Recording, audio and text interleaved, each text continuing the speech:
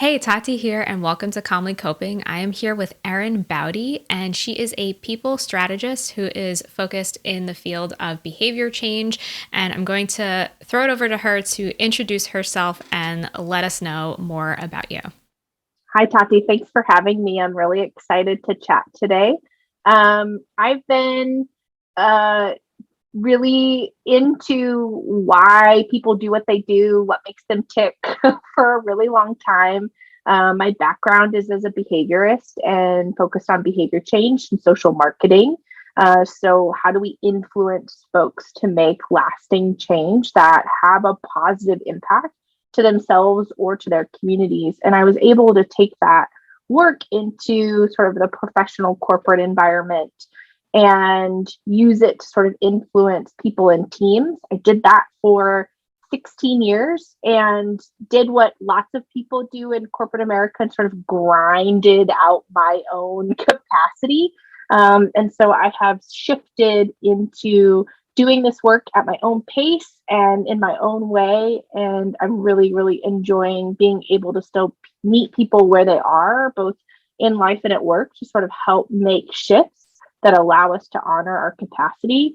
Because I do believe that people can be productive while also staying closer to their whole selves, right? And so much of this fast paced culture requires us to sort of dim our light. And I think that's where we get like the product of things like anxiety and stress and overwhelm. So I'm excited to talk to you today about how our worlds collide. Yeah, me too. And that sounds really interesting. So it sounds like you're focused on helping people kind of capitalize on their strengths in a way. Yeah, and I use a tool called the Enneagram to help us gain mutual clarity really quickly. It's a personality model. So, similar to how we would use Myers Briggs or the DISC assessment or strength finders in a corporate context. But I really fell in love with the Enneagram. I was introduced to it about 13 years ago. And I was like, ooh, this one's different because it's not just categorizing behavior, which we know is learned, right? Like it's sort of in a work context, we're different. We learn to be different than we are at home. And the Enneagram gave language to why or the motivation or the value behind it. What was it trying to protect in us? And when we could hold that, we could also hold somebody's humanity a little more effectively than just, why is this person always defensive or why does this person ask a ton of questions? It allowed us to sort of get there faster. So I particularly love using the Enneagram to help name the pattern. And then you find the right tools and resources to help shift it. Hmm. So what I'm hearing is that it's you're naming patterns that people tend to repeat, because of their personality type. Yes, yeah. So it usually is birthed out of a desire as a kiddo to meet an expectation, whether that expectation is perceived, it's real, it's built in, influence from family values or society or the million other things that sort of influence personality development, like trauma, like neurodiversity, like socioeconomic status, gender, all the stuff that sort of form it. And then what happens as kiddos is that those patterns become really conditioned. They become habitual, especially in adolescence and in our 20s. And so we often start the world, typically in college and after college. We're getting jobs, we're entering in serious relationships, and we recognize, oh, this one sort of ingrained strategy doesn't work everywhere. And we sort of have to shift and change and evolve and learn new skills. But that old pattern is so habituated that we often don't see that we're overusing it when we're stressed, when we're tired, when we have that sort of lack of capacity. And so the construct of personality ends up sort of being the shell that protects those old patterns. And we do shift and evolve. We do expand beyond it. So the Enneagram can help us name that sort of old pattern as a way to sort of wake it up from our subconscious mind, right? Like we drive to work every day and we get there and we sort of forget taking every turn. That happens too with how we communicate, how we problem solve. So I love that work. I love connecting the dots for folks, because then it's like, oh, I can do something with this. Yeah. So it sounds like it gives people more of a sense of control. And it reminds me of that quote by Carl Jung. It's like, only when we make the unconscious conscious is when we can change. I'm paraphrasing. But yes, like spot on. So Yep. how are these categories like divided up? Like, how do people, I know that there's an assessment, but how do people kind of fall into these different categories? So within the Enneagram, there are 9 sort of dominant personality archetypes, right? And so you can take an assessment, you can read a book, you can listen to podcasts. I have a free typing resource to sort of walk you through how do I figure out my type without taking an online test, or maybe taking an online test later, because the free tests are only mildly accurate. Okay. And so we can fill in the rest of the details with some resources. So I've made this, sort of step through guide to say, let's start, understanding our value systems, and then let's apply that so that we're not getting lost in the categorization of behavior, right? Because that's learned. And so there's these 9 archetypes that are trying to bucket our behavior related to a worldview, related to a motivation or a purpose or something that I care deeply about. Within each of these 9 worldviews, there are 3 subtypes that align to value systems and coping strategies that come out of childhood development. And so there's actually 27 types within the Enneagram, which can make it really overwhelming.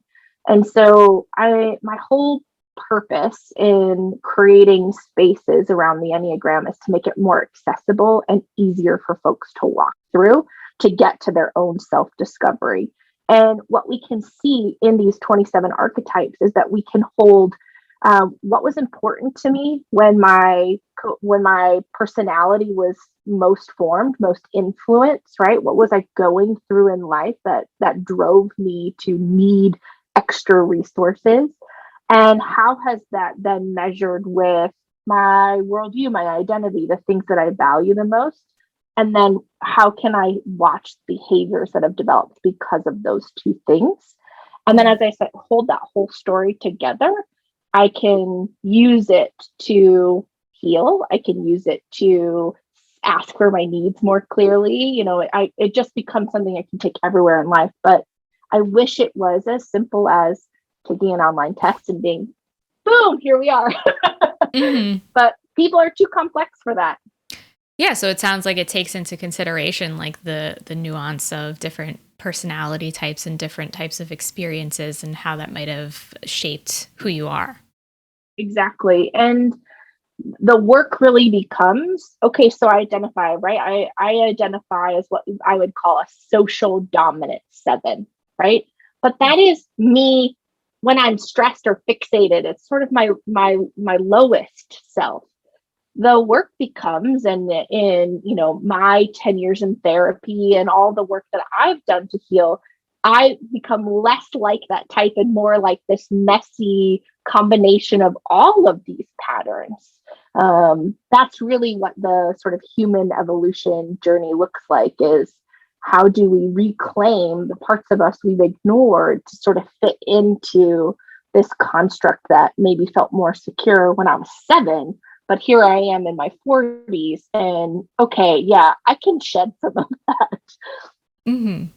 So how would somebody start in doing that?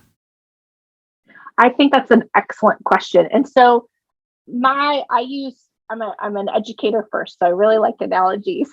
And I think of like knowing your Enneagram type kind of like getting a gym membership. It's a really good first step. You buy the Peloton subscription, you get the pass to the yoga studio, that we don't actually do anything until we show up to work out, right? And so knowing my Enneagram type is nothing more than getting access to the place I go to do the work.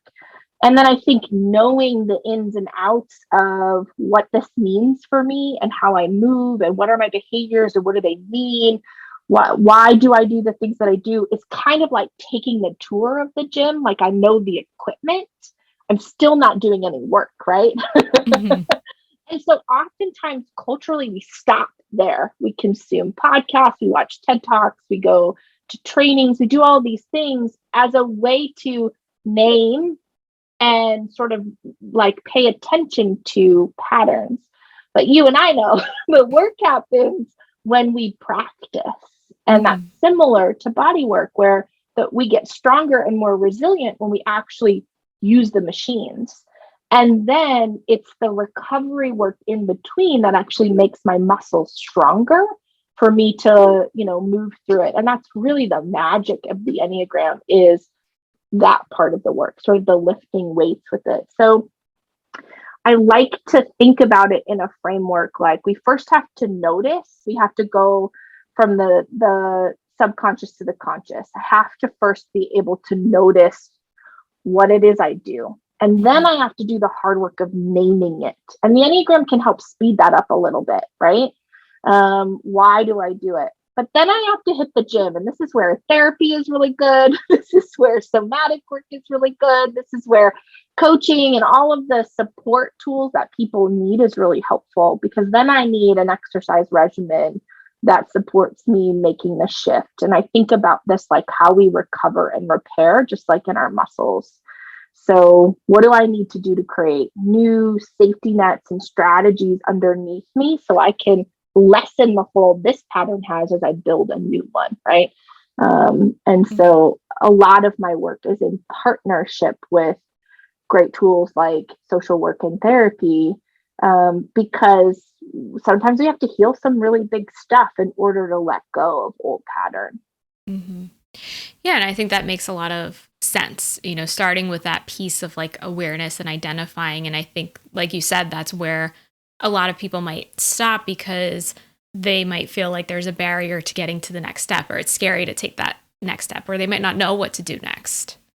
Totally, totally. Or it can become too laborious, right? Like, behavior change and shifting patterns is hard work, especially when we look at it across the chasm of this state versus change state, right?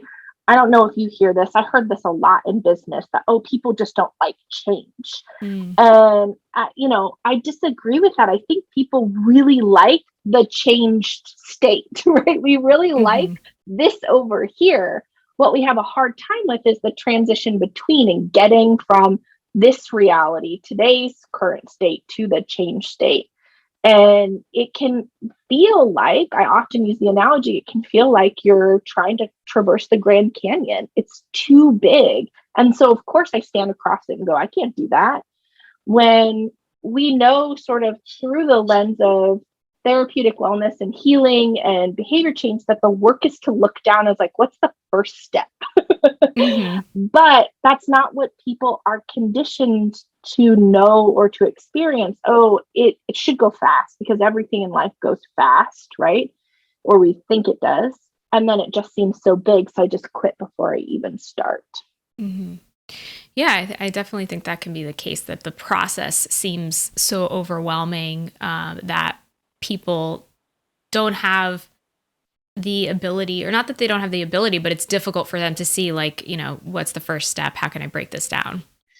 Sure, right. There's a theory in positive psychology that says for a new behavior, if you want to start something new, it has to be accessible within 20 seconds. If I can't start this new behavior within 20 seconds, it's too big, it's too far away, and I reduce my risk of success. So it's like, hey, January 1st, I wake up and I'm like, I'm going to join a gym. And 20 seconds, I can buy a gym membership, right? It's fast. But it takes much more than 20 seconds to get up at 5 a.m, get dressed, grab my keys, go to the bathroom, brush my teeth, grab my water, get to my car, drive to the gym, right? But it doesn't take more than 20 seconds to roll out of bed and stretch on the floor. And we often just make it too big from what I want to do to how far away it is. But if I for a week, got out of bed and stretched, and then for another week, got out of bed and went downstairs and stretched, I'm getting closer to the car every week. You move the needle a little bit. So that theory has been really helpful for me in my work, to remind folks to make shifts small. And when we make shifts small, they're successful, the body wins, and then we want to do it again. Mm-hmm. Yeah, I think that makes a lot of sense. So it sounds like it's kind of a gradual entry. Yeah, sure. So I'm a behavior change nerd. So for somebody, let's say, who's never heard of the Enneagram, would you start by describing like what the different categories are?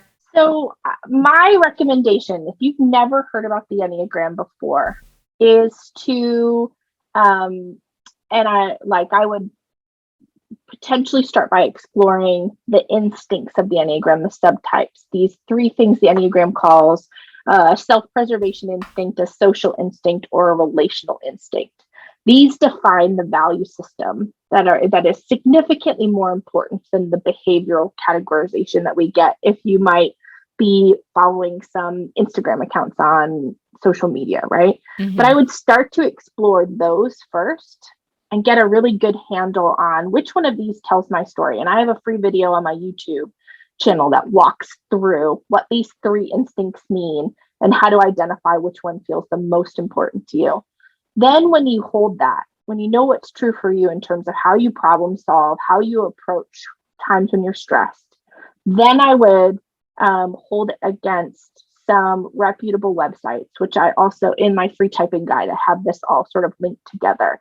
Some reputable websites to say, okay, let's read about these 9 archetypes. Let's read about the common patterns of these 9 types and see if I can hold this instinct up against this type and see which one tells the clearest story for me. And that's oftentimes the most effective way to weed out what the computer algorithm messes up when they confuse a motivation for a behavior. I'll give you one example. So the type 1 in the Enneagram is often labeled as a perfectionist, right? Somebody who strives towards excellence and needs things to be done really, really well. We can oversimplify what perfectionism looks like in terms of behavior, right? We can think about somebody who has a neat and tidy space. We can think about somebody who's really rigid in a process. We can think about somebody who maybe is good at catching edits or mistakes, that kind of thing. But what it doesn't help us hold is that as a society, we are programmed to value perfectionism, right? Mm-hmm. So if you look at academia, where everything is rated around a grade point average and schooling, and, if you get scholarships, if you get really good grades, right? We can be conditioned to value what the external world thinks is perfect versus a type 1 who believes they're never good enough and they have to constantly be improving, which looks like perfectionism, right? Mm-hmm. So there are 9 types that have this core motivation. For a 1, it's reforming, and I'm never going to be good enough and I always need to improve. It looks to you like I care about perfection, but really I just care about being good, right? So we hold this nuance between, is it cultural conditioning? Is it my personality, or is it both? I think that's really interesting. And I think a lot of my listeners can probably relate to that perfectionism that you were describing of not feeling good enough. Mm-hmm. So how would you go about identifying like which one is it? Is it cultural conditioning, or is it more of that inner feeling? We would start to unpack, and you can do this on your own. You can do this in therapy. You can do this with a coach, but you start to unpack. Is it because I don't feel good enough because those are the messages I hold, or they're messages that were put on me by maybe a critical parent or high expectations, or are they messages that I hold externally because this is what is needed from me in terms of society, right? Like the perfect body, the perfect grades, the perfect image.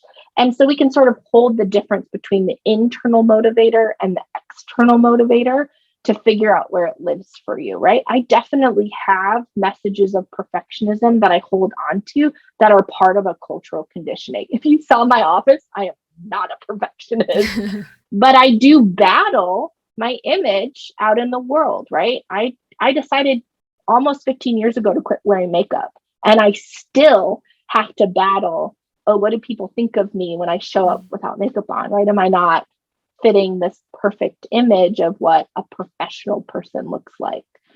And so I can hold that that's cultural conditioning over my internal driver is to not, I'm not perfect. Mm-hmm. Yeah, I think that makes a lot of sense. And, I found in clients that I've worked with that sometimes I'll ask them, like, where do these high expectations that you have for yourself come from? And sometimes it will be, my parents always had high expectations for me. And, there would be punishments if I didn't do things a certain way, or maybe it's school. But then other times it's just like, well, I've always just put a lot of pressure on myself. And I think Yes, sometimes it can be a combination of both as well. absolutely. And that's where this becomes more nuanced, right? It's just not so cut and dry. And so I have, being working with the Enneagram for a long time, and being accredited through our international bodies, I hold a very high ethical standard that it's not my place to tell somebody their type, because there's no way I can know what is making up all of the aspects that influence type, right? I mean, there's just infinite things that influence how we develop, and we just are scratching the surface on being able to understand them from sort of this cognitive psychological level. And so I think if we can, and in my work, make a wide enough berth, give enough resources and enough space to, bounce idea off as a way to help connect to someone else's truth, that's the best I think we can do, is to sort of carve the pathway a little. Mm-hmm. Yeah. So it sounds like it's helping people discover what that is for themselves. Yeah, exactly. So you mentioned those three subtypes. Can you talk more about like the difference between those? Yeah, absolutely. So this is where just the universe sort of aligns. My undergraduate degree was in human development, and then I got my master's in public health. And so I'm really ultimately fascinated by people and how they're sort of developed and motivated. I'm finishing my PhD right now in organizational psychology. And so now I want to understand it at sort of a global level, sort of take it all together. And when I discovered the Enneagram, my master teacher is a clinical psychologist. She's been working with the Enneagram since 1970. So I got this really cool experience from her. Like, let's add in all the psychological component that'll align to the human development theory and training I had gotten. And so these three instincts beautifully align to cognition and development and coping that kiddos experience as they're sort of growing and shifting in the world. So when we look at the self-preservation instinct, and I'm going to use ranges. I know that there's a lot of factors that could influence this for folks, right? So we'll just use some sort of average ranges.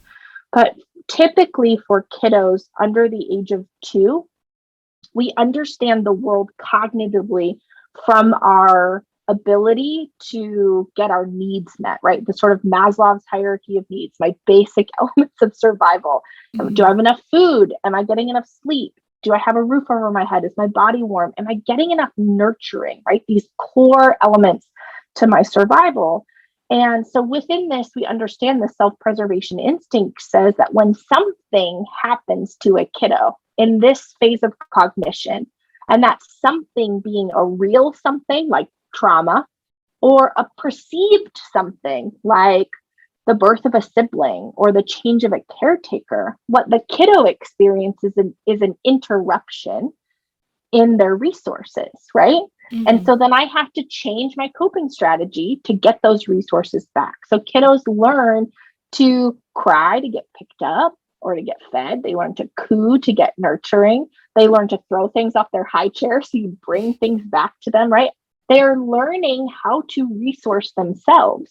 And the harder I have to work to resource, right? The bigger the impact, the bigger the interruption, the more ingrained in my nervous system and my survival that resources are paramount to me for safety, right? So an adult who values the self-preservation instinct might be somebody who really tries to control the container of life. And that would look different for the 9 Enneagram types, but they might be really in tune to a neat and tidy space, right? I like my home picked up and my things put away. That makes my nervous system feel secure. Or I like to know that I have enough money in the bank. Or I, want to make sure my honeydew list is done or complete, right? It makes me feel good to complete all my tasks. These are also people who might be concerned with, hey, I have to leave at 5. I've got to go get my kids, or when are we taking breaks? Or, in a work context, like I didn't get the handouts. They're really concerned with the resources of life. And can have a tendency to sort of go inward to make sure they're resourcing self in an intentional way so that they can be in the world for others, right? And so oftentimes we see this when we're pinched or stressed. We get that problem solving behavior. As kiddos evolve, typically between the ages of 2 and 4, it's like they pick their heads up and they're like, oh, there's more people here than me, and like, just caretaker. And they start to understand that their safety and security is related to their belonging, right? Their communal belonging. And so I think about this kind of like a herd of elephants, right? All of the mama elephants keep the babies safe on the inside of the herd. And kiddos at this age don't necessarily look at the herd and say, oh, this elephant is more important to my, internal belonging. It's just being on the inside that keeps me safe. And so when something happens, again, that real or perceived something, kiddos can feel a fracture in that herd, or they can feel kicked out of it altogether. And so they develop coping strategies to reinstate their belonging, right? People pleasing, self-forgetting, fawning, whatever it might look like for a kiddo to orient belonging as their security response. This is my dominant instinct. So as an adult, what can happen to a social dominant instinct is that I value my belonging across the whole construct, the whole herd. So I sort of share or spread my power out amongst, my mom and my sisters and my husband and my clients and my friends. And I might be getting really good feedback or really good connection from part of that, but then I feel disconnected from another part of it. And that disconnection can fracture my belonging everywhere because I'm holding the power across all of it, not, and so my work and my healing has been learning to belong to myself, right? And not give that power away. But it's, almost 15 years in the making, and I still have work to do, right? So we can understand, how adults need to feel safe and secure. And then the final instinct is called relational. Some Enneagram teaching calls it sexual or one-to-one, all trying to say the same thing. I think about it in terms of preferential connection. So kiddos between the ages of like 4 and 7 start to be able to narrow down the herd. I can recognize that this elephant makes me feel more safe or less safe than the others, right? So we start to see kiddos want mom over dad, or I like this babysitter or this teacher or this coach. They're using a higher cognitive functioning to make the world smaller, to give their power and intensity to one thing in front of them, right? And that allows them to sort of let go or untether from the other parts. And so adults in this instinct have the tendency to forget things that aren't right in front of them, right? Can sort of untether and then give what's in front of them their heat, their passion, their focus, right? They might have a little more intensity behind what they do because they're giving you all of you in this sort of narrow way, right? So the reality is that we have all of these. We use all of these. we typically in childhood get really good at one, Mm. right? And so through life, some of the big shifts that we make are often bringing in these additional resources. And when we experience conflict, it's usually because we're problem solving when we're stressed in a different area versus the person on the other side of the conflict. So I'm that social instinct, the herd. My husband's the relational instinct, the sort of heat. And so when we are trying to problem solve our life, I go to what does everybody in our life need? And he's like, what do I need or what do we need? Right. And so we can sort of misfire unintentionally. Hmm. Yeah, that's really interesting. So would you say that each of these is rooted in, like you mentioned, some sort of actual or perceived like trauma or difficulty during these developmental stages? It can. I think some adults have an easier time going, oh, this was the thing that happened in my life that probably formed it. Like for me, my parents got divorced when I was 3, Mm. and my mom moved halfway across the country with, my sister and I. And so my family separated. So of course, that's a huge fracture in my herd. And so that sort of makes sense why belonging is so important to me, because at the sort of integral time for me to learn those skills, I was asked to do more than I was cognitively capable of doing. Mm. There are lots of adults who are like, you know what? I can't name the thing that it might be, but in this adult state, this is really important to me. And so we sort of hold that start there. Mm-hmm. Okay. Yeah. So like you've been saying in general, it sounds like it really depends upon the person. Yeah, yeah. And making enough room for it to be theirs. Mm-hmm. Okay. Yeah. So you had mentioned that we all might be spread between these three, but one might be more dominant than the other. Yeah. And so what somebody might experience is a stacking, kind of like a birthday cake. So while my dominant instinct might be the social, what I have learned over time and healing is to bring this relational instinct to the table too. Thankfully, to my husband, who is teaching me how to value this. My last instinct, the self preservation, is my sort of repressed or blind spot. It's the thing I struggle with the most. It's also been the biggest area I've spent time over the last couple of years is how do I take better care of my container, right? The container of self. How do I resource? How do I listen to my body? How do I trust my intuition?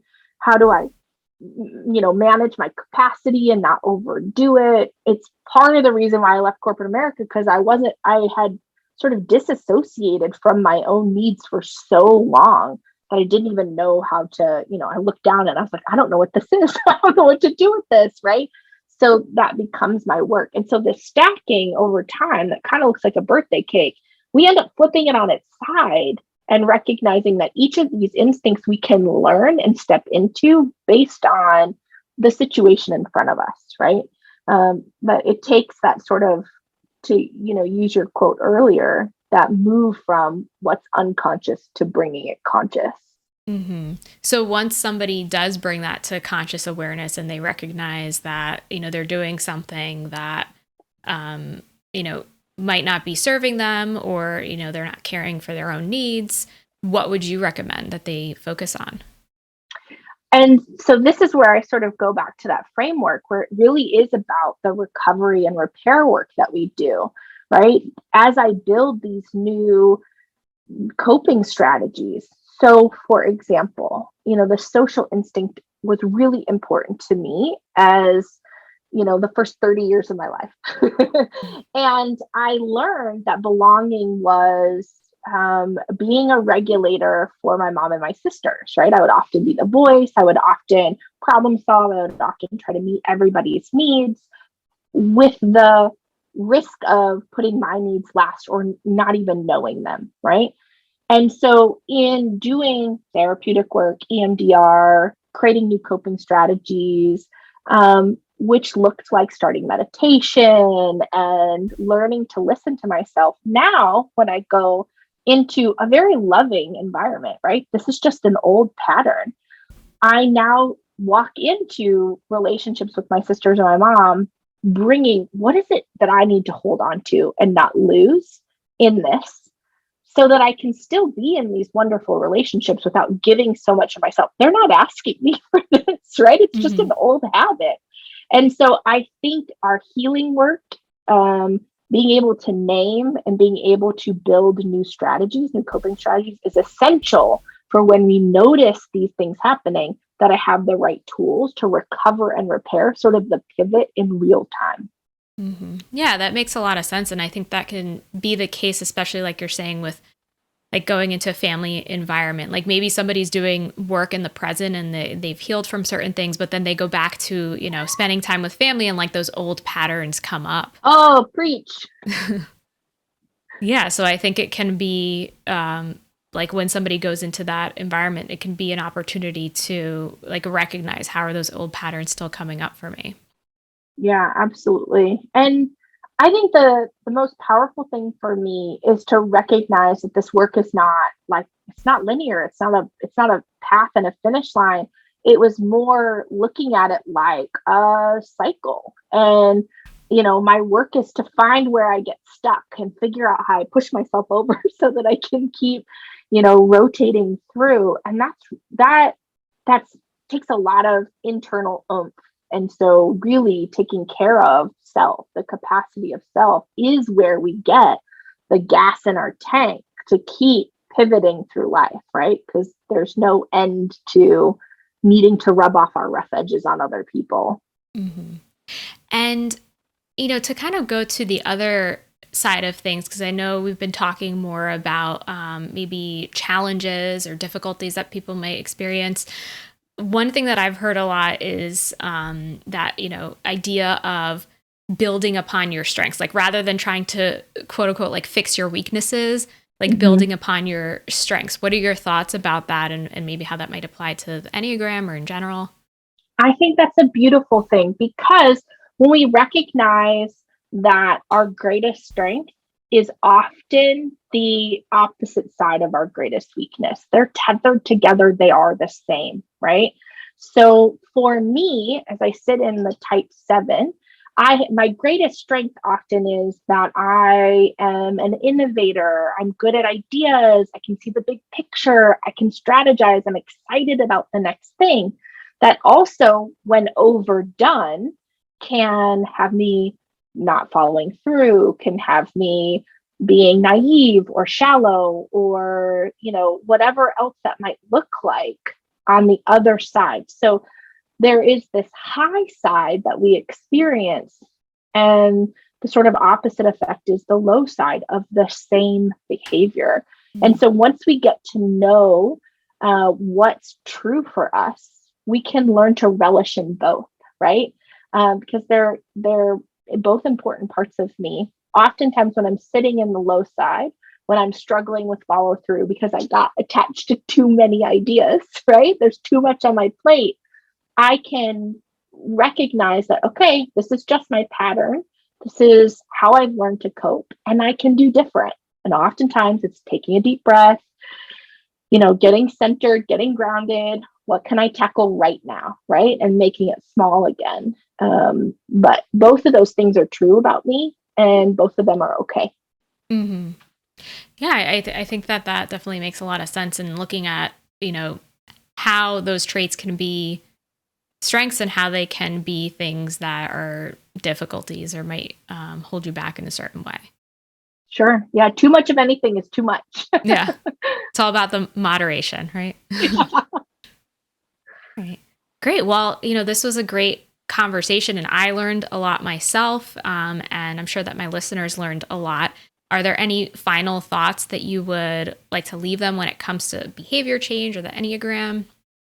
I think that if we can do the hard work of slowing down, taking a couple deep breaths, whatever it is that helps you sort of emotionally and physically regulate, if we can do that first and then turn inward and try to find that sort of, visceral internal knowing, the answer's there, right? We don't need oftentimes a whole lot of external stuff unless we need that deep healing support, right? I totally believe in partnership in those areas of our life. But in terms of answering our own questions, it's usually right there if we can slow down enough to listen to it. So I think just reminding people that they've got what they need. Yeah, I think that's great insight. So it sounds like it's all about like connecting to what's within, whether that's like some people call your intuition or your gut, like listening to yourself. Yep. Yeah, totally. Great. So I know that you had mentioned some resources like YouTube video and a guide. So I'll definitely leave links to those. Can you go more into what the that free guide is that you have for people? Yeah. So if you check out my link in my bio on my Instagram page, which is Living the Enneagram, there is a link to all of my free resources, my YouTube channel, which I have the instincts video and Enneagram overview. And then I also have panels of all 27 types. So you can see them in action and try to figure out, okay, does this fit me? Do I align? Can I see myself in what this person says, to try to make the typing process a little bit easier? And then within there, you can get access to the free typing guide. It's a 2-page document linked full of resources. Most of them are free. I think there's a book recommendation for $20 and an online typing recommendation for $12 if you need more support. But don't hesitate to DM me. I have helped countless people in my messages piece together what they're learning to find their type for them. So I have no problem doing that. But you can check all of my resources on the link in my bio. Okay, perfect. So I will leave a link to that as well. And it was great speaking to you. Thanks so much for being on Calmly Coping. Thanks for having me, Tati. I appreciate what you do.